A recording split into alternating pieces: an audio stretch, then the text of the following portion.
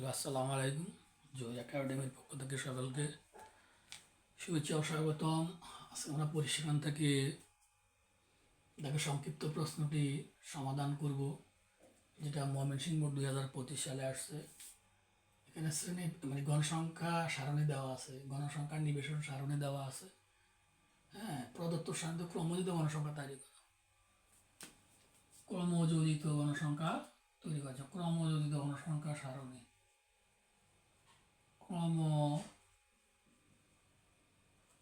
যোজিত গণসংখ্যা সারণী তৈরি করা হলো।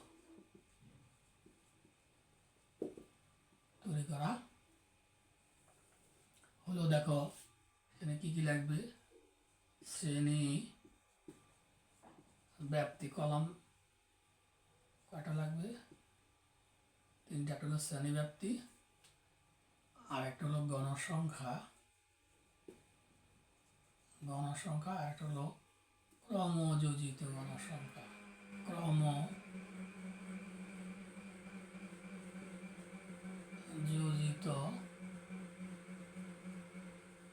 গণসংখ্যা। হ্যাঁ, এই তিনটা কলাম লাগবে।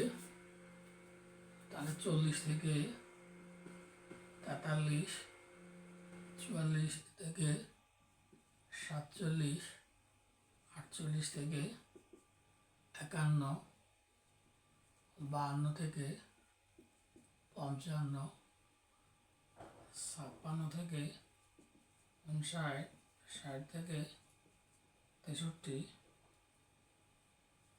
64 থেকে 67।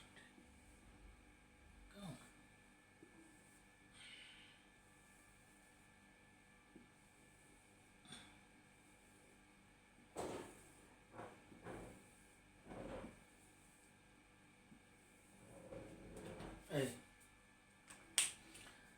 44 থেকে 43, 40 থেকে 43, 44 থেকে 47, তারপর হলো 48 থেকে 51, 52 থেকে 55, 56 থেকে 59, 60 থেকে 63, 64 থেকে 67। এবার গণসংখ্যা বসাও। 5, 7, 18, 15, 14, 8, 3। এবার আমরা গণসংখ্যা গণসংখ্যা কীভাবে তৈরি করি দেখো। এই শ্রেণী বরাবর 5 সমান 5, আর এখানে হবে কত? এই দুইটা গণসংখ্যার যোগফল। কেমন? 5-এর সাথে 12, এখানে বড় বড় হবে 3টা, 12, 20, 30। এরপর এই কটা যোগ করলে হবে কত? 45। তারপরে এই পর্যন্ত, এই শ্রেণী পর্যন্ত যোগ করলেও কত হবে? 5-4, 9, 59, 59 আর 8-এ 67, 70। সুতরাং n = কত? 70। সবাই একটু বোর্ড দিকে লক্ষ্য করো। প্রথমে আমাদের এটা হলো গণসংখ্যা নিবেশন সারণী, এটাকে বলে গণসংখ্যা নিবেশন সারণী। এখানে শ্রেণী ব্যক্তি আর গণসংখ্যা দেওয়া থাকে। প্রদত্ত সারণীতে ক্রমযোজিত গণসংখ্যা তৈরি করো, ক্রমযোজিত গণসংখ্যা সারণী তৈরি করো। তো আমরা আনসারে কি লিখব? ক্রমযোজিত গণসংখ্যা সারণী তৈরি করা হলো। এখানে দুইটা কলম তো আছেই, আরও একটা বাড়াবা, সেটা হলো ক্রমযোজিত গণসংখ্যা।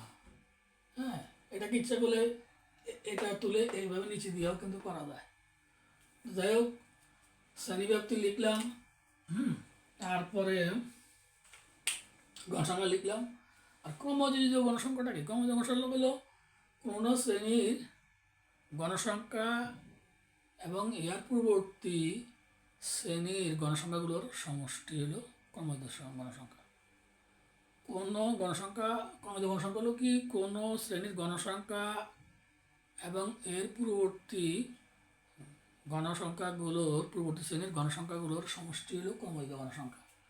তাহলে দেখো এই শ্রেণীর গণসংখ্যা কত 5, ক্রমিত গণসংখ্যাও 5। আর এই দ্বিতীয় শ্রেণীর ক্রমিত গণসংখ্যা কত হবে, এই যে এই 5 আর শ্রেণীর দুটার যোগফল। আর তৃতীয় শ্রেণীর ক্রমিত গণসংখ্যা কত হবে, এই তিনটা গণসংখ্যার যোগফল। চতুর্থটা হবে 4টা, পঞ্চম হবে 5টা, ষষ্ঠ সবগুলো এটা হবে। আমরা এটাকে অনেক সময় সংক্ষেপে করার জন্য এভাবে করি 5।